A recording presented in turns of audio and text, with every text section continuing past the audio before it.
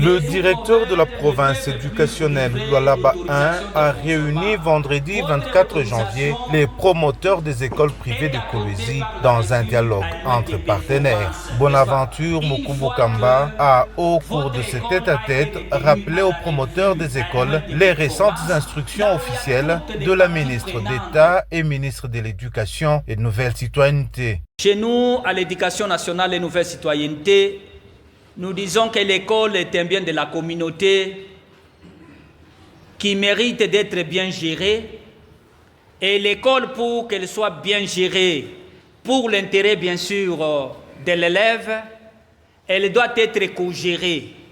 Pour que les écoles soient bien gérées, il faudra que les différents organes que je vais vous citer soient opérationnels dans vos écoles. Les comités des élèves. Nous voulons apprendre à ces jeunes gens comment on gère la chose publique. Il n'y a pas seulement le gouvernement des élèves, il y a les comités des parents. Que ce ne soit pas les comités complaisants parce que les enfants du président, vice-président étudient gratuitement. Non, les parents votent, c'est lui qu'ils veulent, n'est-ce pas?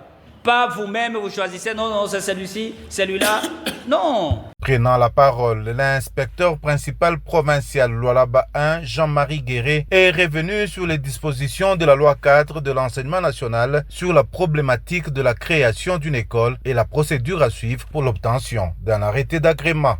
La gestion d'une école porte sur l'enfant et sur l'avenir de la République.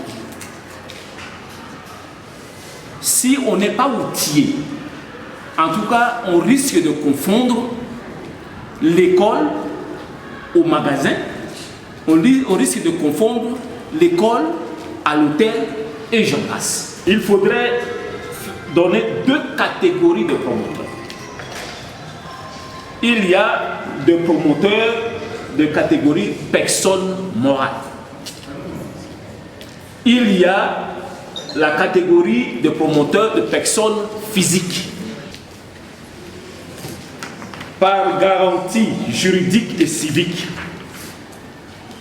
il faut entendre, pour la personne morale, avoir une personnalité juridique, n'avoir pas été condamné pour crime économique et les 10 dernières années, se conformer aux lois de la République, disposer d'un personnel de gestion, de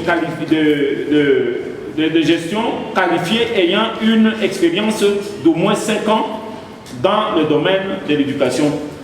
Ici, la personne morale, ce n'est pas la personne physique, c'est une société, une entreprise ou une église, une association donnée qui accepte de mettre à la disposition de la communauté une école.